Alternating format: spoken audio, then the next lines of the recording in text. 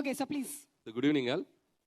First of all ఇందాక ఏదో మాట్లాడదాం అనుకున్నాను కానీ ఒకటి డైలాగ్ బాగా డిస్టర్బ్ చేసింది. ఇంట్లో ఉంటాయి దోమలు చూడాలి ప్రేమలు అన్నాడు. అక్కడ టోటల్గా మైండ్ బ్లాక్ అయిపోయింది నాకు. వాడి రివ్యూ తగలయ్యా. సో ప్రేమలు ఫిలిం గురించి నేను 1 month బ్యాక్ విన్నాను. మలయాళం రిలీజ్ అయింది, చాలా పెద్ద హిట్ అయిందని చెప్పి. సరే చూద్దాం అనుకున్నాను కానీ ఇక్కడ నేను చూడలేదు థియేటర్లో మలయాళం రిలీజ్ అయినా కూడా. బట్ తెలుగు డబ్బింగ్ అయింది. తెలుగు డబ్బింగ్లో బాగుంది. మలయాళం ఒరిజినల్ కంటే కూడా తెలుగు నేటివిటైజ్కి బాగా చేశారు డబ్బింగ్ అని చెప్తే నేను వెళ్ళి చూశాను సినిమా. నిజంగా I would like to thank Karthikeya and team Aditya Hasan. So young talent ఎంత బాగా రాశారంటే డైలాగ్స్. అక్కడ ఒరిజినల్ డైలాగులు అక్కడ అవి కాకపోయినా కొన్నిటిని త్రివిక్రమ్ గారు చెప్పినట్టు అక్కడ స్పేస్ లేదు.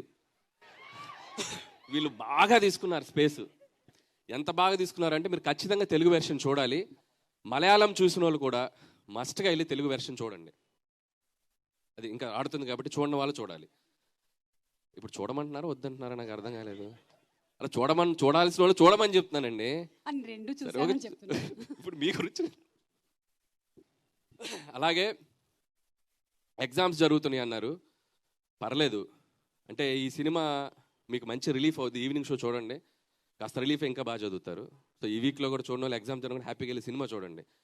సో ఈ సినిమా నాకు ప్రత్యేకంగా నచ్చడానికి ఇంకో కారణం ఏంటంటే లవ్ స్టోరీస్ మనం చూసినప్పుడు ఎక్కడో చోట మనం ఒక పెయిన్ ఫీల్ అవటమో ఏదో ఒక తెలియని ఒక భారంతో బయటకు వస్తాం. బట్ ఎంత క్యూట్గా ఉందంటే సినిమా చూసినంతసేపు అసలు ఒక జాయ్ రైడ్ లాగా వెళ్తూ ఉంది.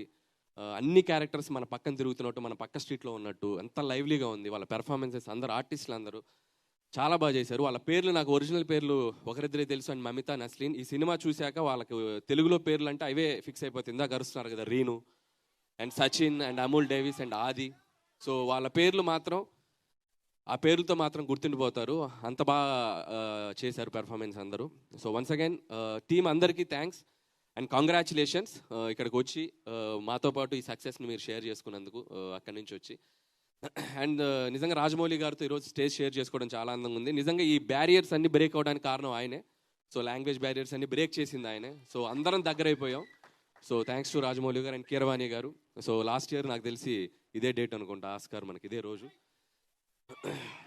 సో అలాగే ముగించే ముందు చిన్న మెసేజ్ ఒకటి ఇద్దాం అనుకుంటున్నాను నేను మన కుర్రోళ్ళందరికీ. అది మీ సమక్షంలో ఇద్దాం అనుకుంటున్నాను, పక్కకు వస్తే. నన్ను కూడా యూత్ గా కన్సిడర్ చేసి ఈ మెసేజ్ ఇచ్చే ముందు నేను ఇప్పుడు చెప్తుంటాను, మీరు దాన్ని వాళ్ళకి ట్రాన్స్లేట్ చేసి చెప్పండి. ఓ ఆది ఇక్కడికి రావాలి. ఆది క్యారెక్టర్ నేమ్. సో అలాగే సచిన్ ఇక్కడికి రావాలి. Okay present sir. It side రాకం Naslen. Okay and Mamitha come in between. ఎందుకు మమిత మాత్రం ఇక్కడ? ఆవిడకి రావాలి, సెంటర్ ఆవిడే కదా.